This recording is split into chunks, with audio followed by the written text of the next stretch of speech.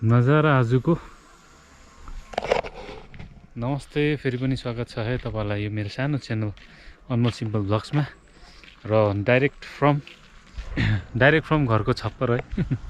So आज चाहिँ म फेरि तपाईलाई डाइरेक्ट खरसाङबाट तपाईसँग है भिडियोमा भेट हुँदैछु। सो दिन चाहिँ अहिले यस्तै नै छ, धुम्म घाम है। र तपाईहरुलाई चाहिँ आज विशेष यो ब्लग चाहिँ के को लागि भन्दा चाहिँ तपाईहरुले मेरो प्रिभियस भिडियोमा ब्लगमा देख्नु भएको थियो होला है, सायद मैले सयपत्री फुलहरु चाहिँ मैले तपाईहरुलाई देखाएको थिएँ, तर त्यो चाहिँ एकदम सानो थियो है। र सायद एक दुईवटा कोपिला लाग्दै थियो, फुल चाहिँ ढकमक फुलेको थिएन, दिएको थिएन है। तर आज चाहिँ म तपाईहरुलाई चाहिँ देखाउन गइरहेको छु र कस्तो मजाको रमणीय देख्छ त्यो फुलले चाहिँ म तपाईलाई देखाउँछु। अब दसैँ आउनु कति छ, 2-3 दिन बाँकी छ। सो दसैँ भाइब्स है। र एज युजुअल दिन चाहिँ यस्तो छ। यो साइडमा काम लागिरहेछ माथि है। यो माथि जो देख्दैछ यहाँ चाहिँ नयाँ युनिभर्सिटी बनिन्छ भन्ने सुनेको थिएँ है। खै कहिले चाहिँ ओपनिङ हुन्छ, let's see, hope for the best है। सो तपाईहरुलाई म देखाउन जाँदैछु आजको खास कुरा है त। खास कुरा हेर्नुको लागि चाहिँ अब वेट त गर्नु पर्यो। सो मौसम दामी छ, गाउँको भाइब्स पनि दामी छ है। ल तपाईहरुलाई ल फुल हेर्नुहोस् है त, ढकमक्कै भएको छ। ल यो चाहिँ सयपत्री है, हामी इङ्ग्लिसमा मेरीगोल्ड भन्ने गर्छौँ। र फुल चाहिँ तपाईहरु लास्ट टाइम चाहिँ मैले यहाँ बसेर चाहिँ ब्लग बनाएको थिएँ है, त्यति बेला चाहिँ यस्तो चाहिँ फुलेको थिएन क्या। ल तपाईहरुलाई म देखाइदिन्छु फुलको नजारा। तपाईहरुतिर पनि फुलेको होला।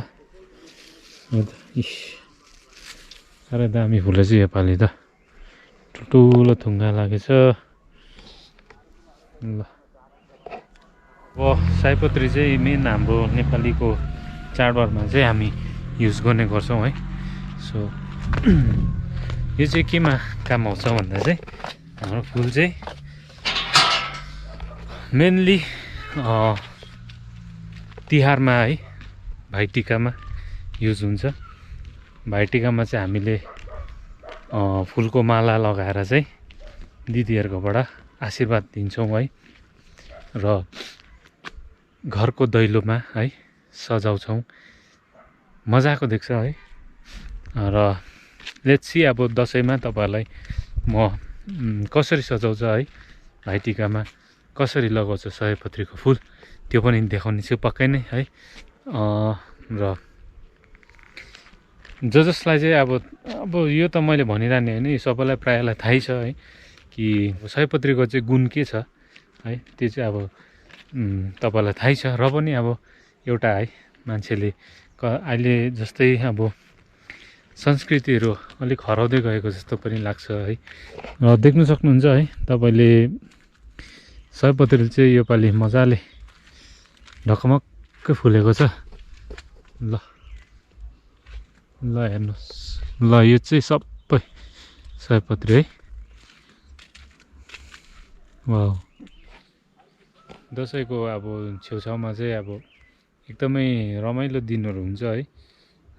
तर आजकल पहिला त दामी दिन हुने गर्थ्यो, अहिले त धुम्म ज्यादा देख्ने गर्छ हौ। सो रड्डी लाग्छ। ल यो एरिया, सब यो एरिया मैले तपाईहरुलाई देखाएको थिएँ नि, सब फुलेको छ, पहिल्यै भएको छ, पहिल्यै भएको छ।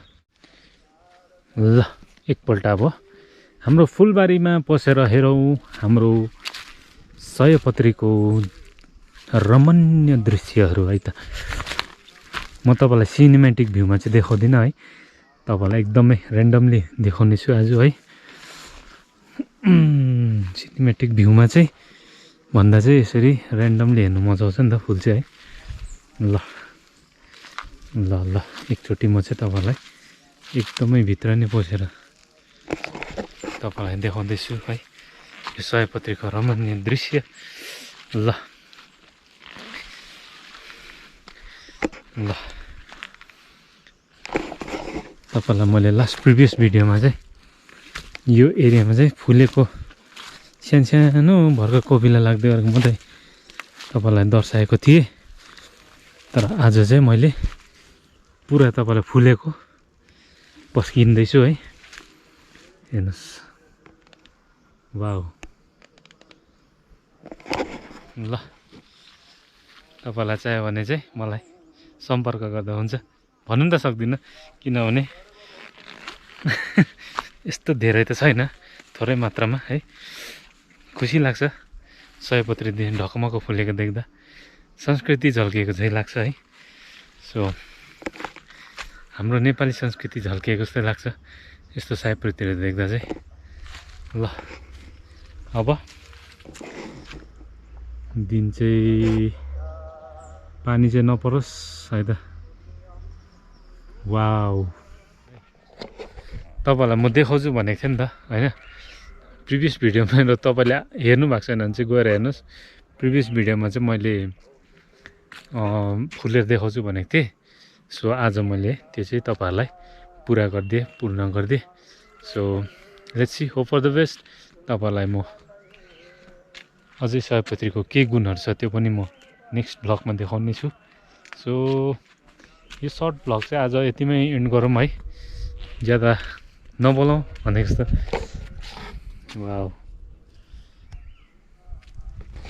हुन्छ। आजको यो मेरो ऱ्यान्डम भ्लग चाहिँ तपाईँहरूलाई यो सयपत्री देखाउने थियो है। तपाईँले देखिहाल्नु भयो होला। फेरि भेट्नेछु है, फेरि भेट्नेछु अर्को भ्लगमा। त्यतिन्जेलको लागि चाहिँ सबैजना सन्चै सुबिस्तै बस्नुहोस् होला र आसपास सफाइ राख्नुहोस् है। ल फेरि भेट्नेछु। दसैँ भ्लग्स आउँछ, तपाईँहरू चाहिँ हेर्न चाहिँ नबिर्सिनुहोस् होला है। यो भिडियो अन्त्यसम्म हेरिदिएकोमा धेरै धेरै धन्यवाद। ओके।